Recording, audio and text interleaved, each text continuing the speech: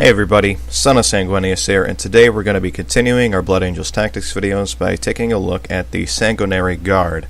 So, they come in at 165 points. They are Weapon Skill 4, Ballistic Skill 4, Strength 4, Toughness 4, 1 Wound, Initiative 4, 2 Attacks Base, Leadership 10 with a 2-up Armor save. For War Gear, they have Artificer Armor, the Angelus Bolt Gun, and Carmine Swords, Frag and Crack Grenades, and Jump Packs. Special rules, they are fearless, and they have Furious Charge.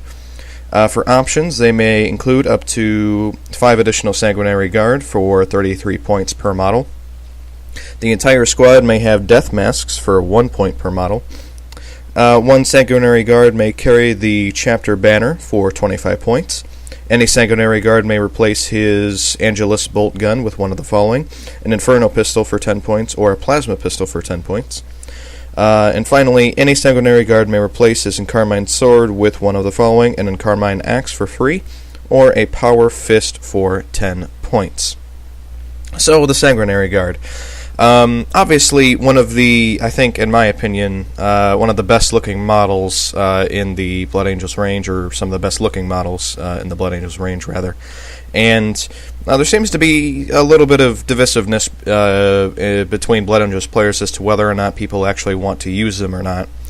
A lot of people say that they are very expensive, and when looking at a close combat unit, they're like, okay, well, why don't I just go with something like Death Company? And there is a lot of truth behind that, because Sanguinary Guard starting base at 165 points with no upgrades is definitely a lot of points. However, with that 165 points, you're getting Artificer Armor, the Angelus Bolt Gun, which is 12-inch range, Strength 4, AP 4, and the Encarmine Sword or Encarmine Axes, which are basically mastercrafted power weapons. And that's all sort of built in. On top of that, they're also fearless, and they have Furious Charge. So, when looking at Sanguinary Guard, it's important to remember to make sure that whatever you're going to upgrade them with, and frankly, there's really only 2 things here, as far as I can see, that would really be worth your time.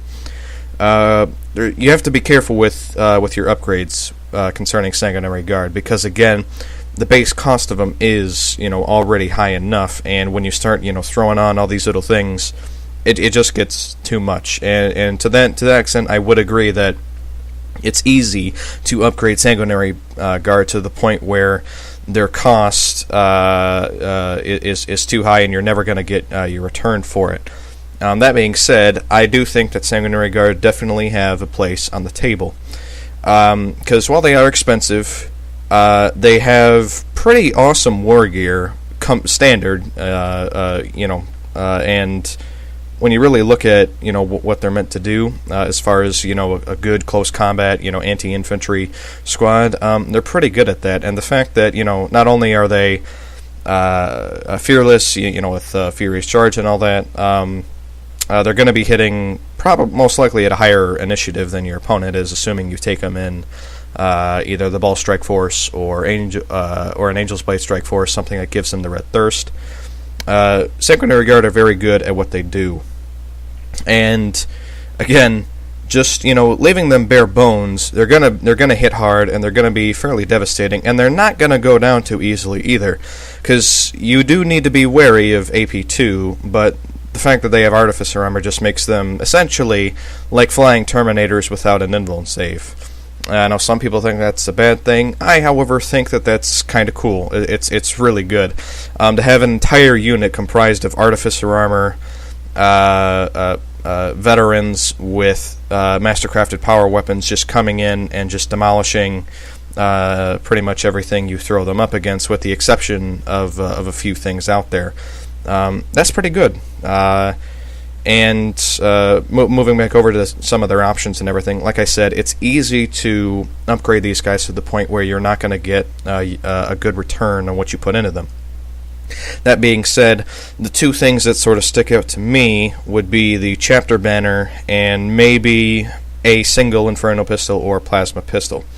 So with the Chapter Banner, what you're looking at is, I think it's all friendly Blood Angels models within 12 inches can re-roll failed pinning or morale checks, so okay. But more importantly, as long as the banner bearer is still alive, every model within the unit of Sanguinary Guard add 1 to their attacks. Well, why does that matter? Well, because the Encarmine Sword and Encarmine Axes are two-handed weapons, and so they can't get the benefit for having two close combat weapons. Not that the Angelus bolt guns are pistols, because they're not. But say you gave someone a plasma pistol, they wouldn't gain +2 attacks or +1 attack because of that. However, with the chapter banner, as long as the banner bearer is still alive, the entire unit basically gets 1 additional attack, which in 5 guys, that's 5 extra attacks or whatever, which may not seem like much, but when you consider that everyone has mastercrafted power weapons, so either you're talking about power swords or power axes, that can really make a difference as far as the amount of attacks goes and the lethality of each one of those attacks individually. So I think the chapter banner would definitely be a worthy purchase. It is a little steep at 25 points, which is why, again, you got to be careful about how you upgrade these guys. The only other thing I could see giving these guys really would be something like an Inferno pistol or Plasma pistol. Take your pick. I tend to shy away from Plasma pistol unless I know that I'm going to be putting a Sanguinary Priest or something like that in the unit that gives the unit Feel No Pain.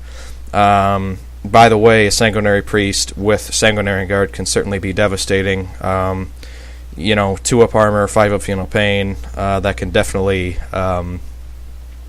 prove to be a nightmare for your opponent. So moving on, I do think it's fairly obvious at this point that Sanguinary Guard are really meant to be sort of like an honor guard for your HQ. Ideally, you'd have maybe a captain or a Sanguinary Priest in there with them, or both. You just have sort of this mini powerhouse that's just sort of flying around the table, wreaking all sorts of havoc. And I mentioned this earlier.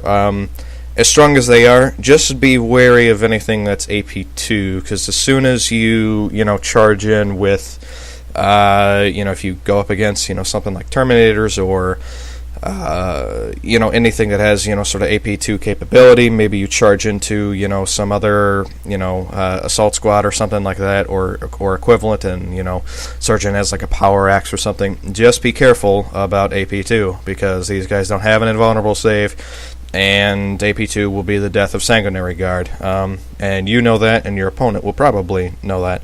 But like I said, if you got a priest in there, that will definitely help, unless it's instant death, in which case you're kind of screwed. But again, that pretty much goes for most of these units. The only difference with the Sanguinary Guard is you're basically putting in quite a bit of points in already, and so Sanguinary Guard are a heavy investment that you may or may not get your return on, and that's why a lot of Blood Angels players tend to shy away from them, as opposed to something like Death Company, where you can just sort of min-max the points, so to speak, and have a fairly effective, resilient, unit that can, just sort of take the hits and keep on going.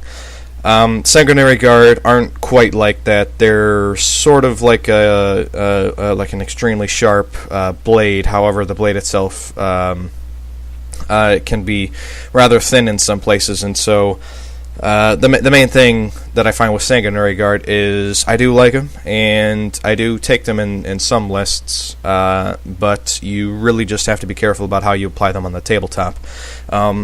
Used well and used effectively, and I know this goes for most units in 40k, but used well and used effectively, Sanguinary Guard can definitely prove to be quite the effective close combat unit, especially when you consider that buff that they get not only to themselves but also to other Blood Angels units, re-rolling pinning or morale checks for any Blood Angels model that's within 12 of them.